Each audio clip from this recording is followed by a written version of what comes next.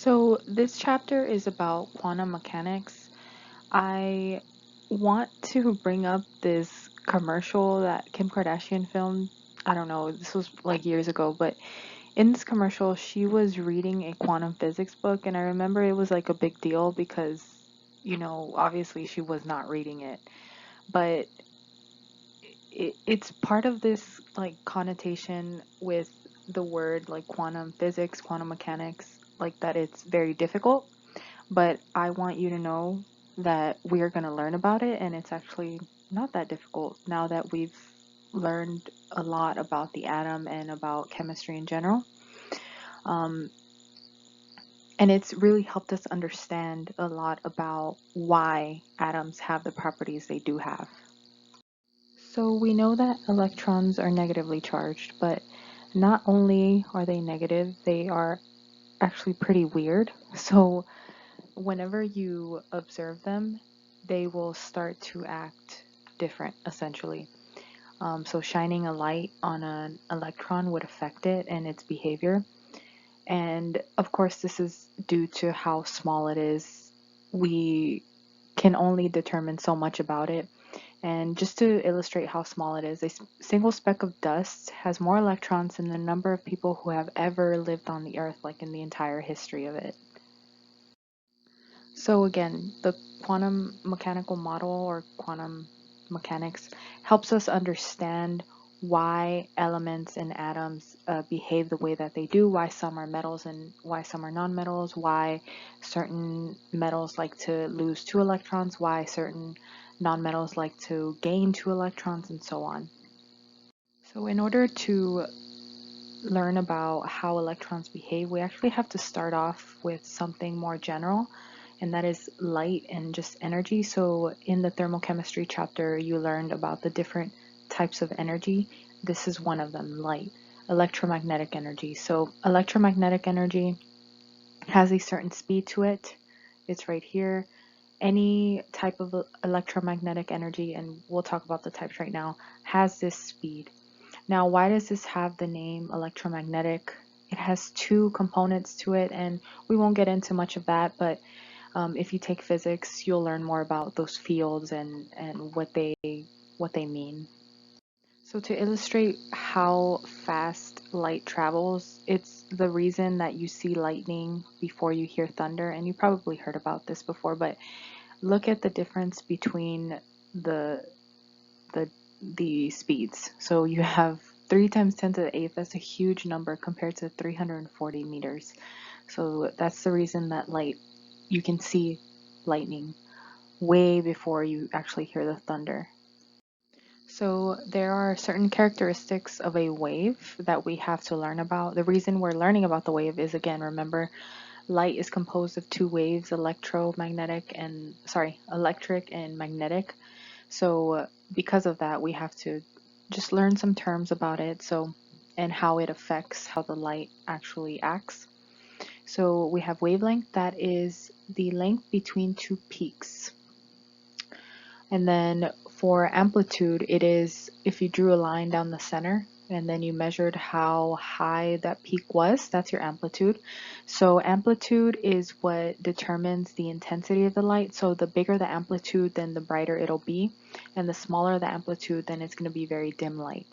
The wavelength is what determines it's part of what determines the energy and the frequency of the light, which we'll talk about that relationship in a second. But wavelength also determines color, which you'll see in the spectrum that we discuss right now. So another characteristic of a wave is the frequency. This is the number of waves that pass a point through a given period of time.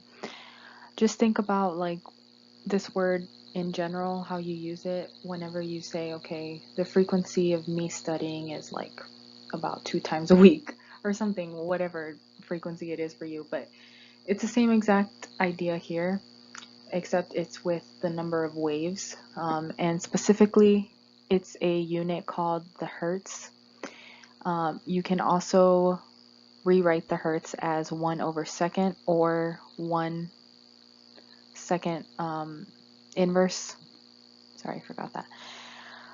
So again, it's like per time. That's what frequency is.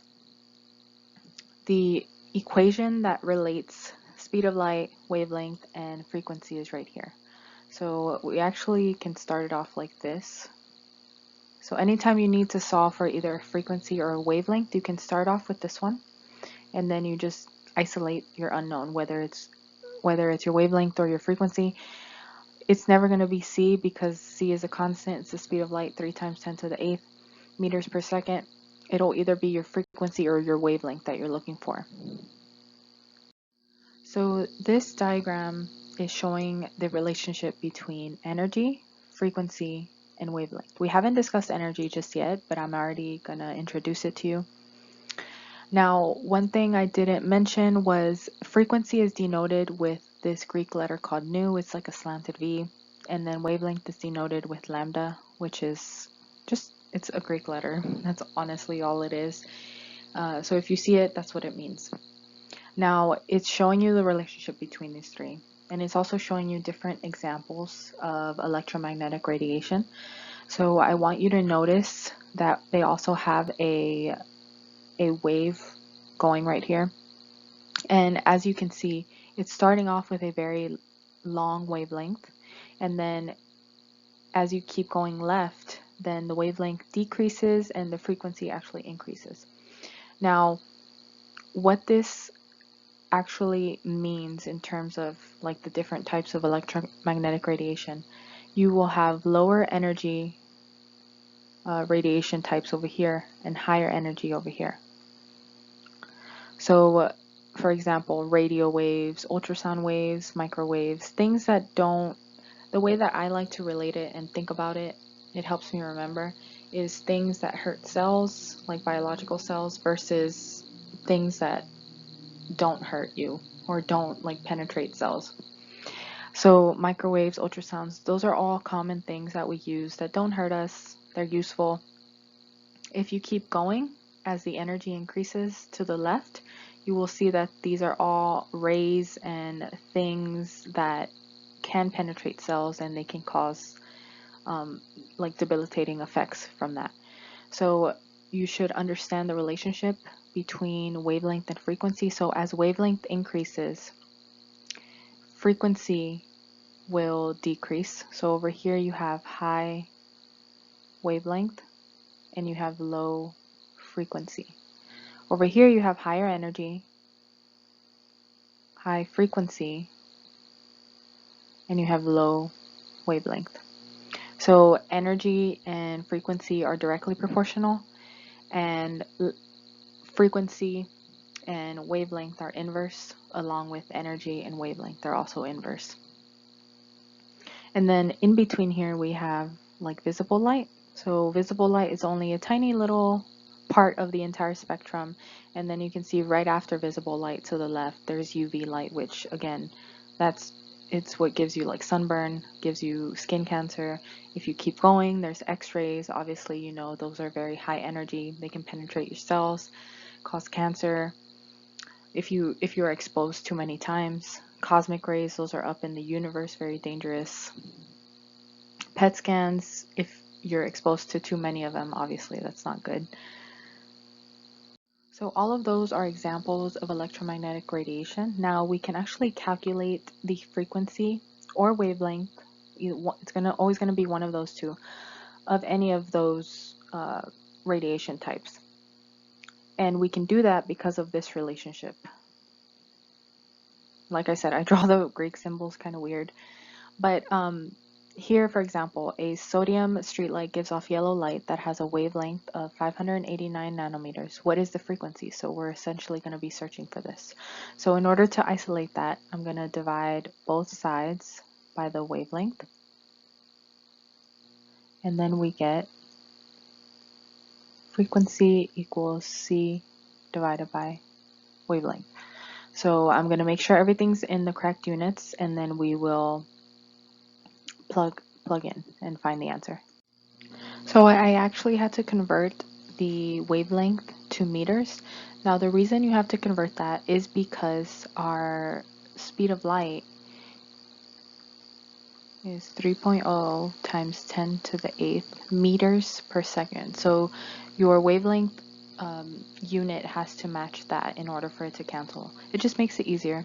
And now we can go ahead and plug in. So I'm going to plug in our frequency equals to our speed of light divided by that wavelength I got up there. Now our meters cancel out and we end up with 1/second right here. So imagine that there is a 1 times that meter, and then what you end up with is this right here. So I'm going to divide this out, and you should end up getting 5.09. So I rounded. It was a longer number, but I rounded because we have 3 sig figs starting off over here, and times 10 to the 14th, 1/second. So one of the scientists working on establishing quantum mechanics at the time was Max Planck. He was a German physicist, and he proposed that energy can be gained or released in discrete chunks. So the word quantum is what actually describes that. So fixed amount. So think of quantity, it's a certain number. Quantum, that's where that root, like that's where it ties into the whole quantum mechanics. So he also established a relationship between energy and frequency, like mathematically, and this was the relationship right here. So energy is directly proportional to frequency, and then we have a constant that kind of relates the two. That's Planck's constant. It's just a certain value. It's never going to change. 6.626 times 10 to the negative 34th, and the units for it is joules times second. So Albert Einstein was actually also working on ideas that led to the entire field of quantum mechanics.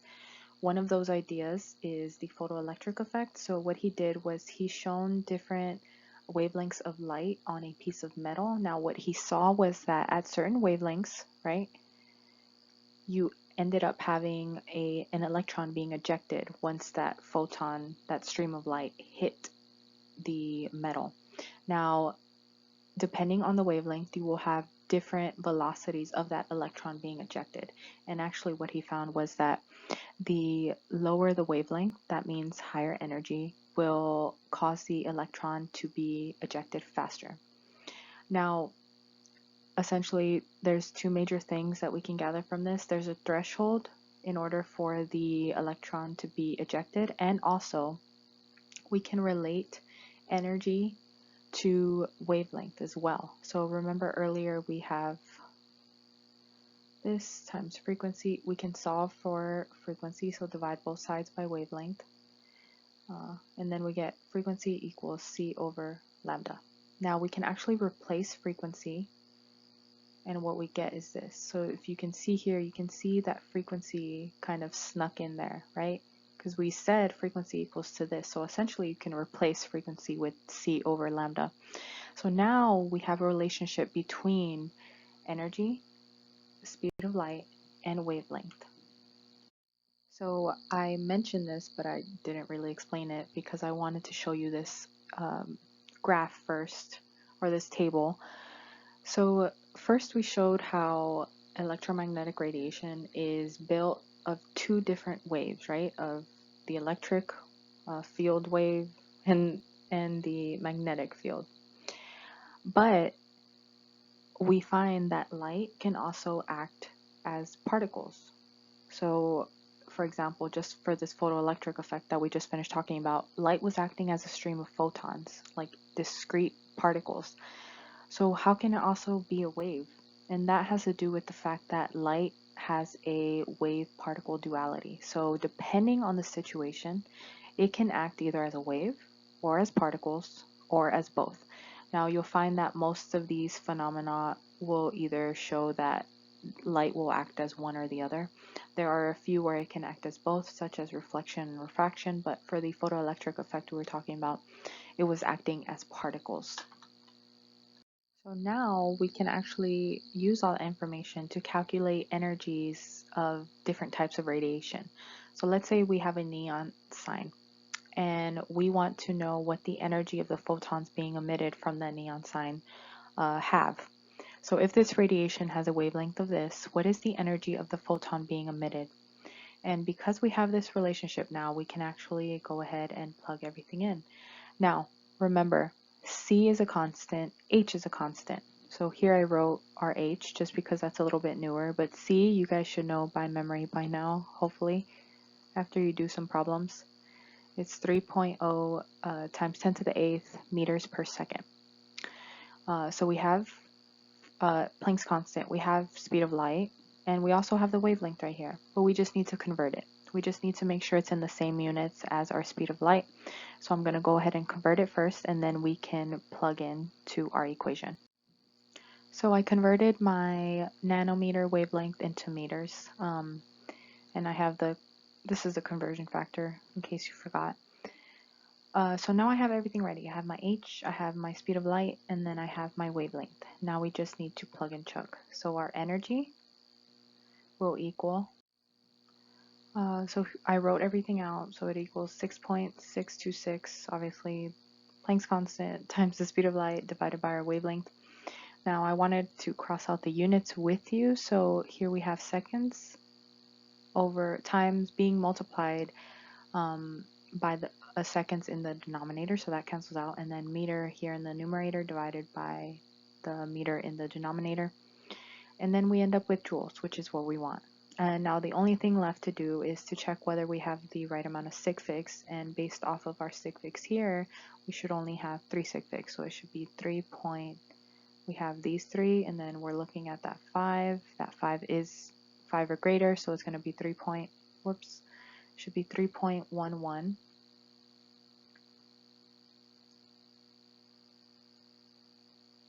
10 to the negative 19th joule.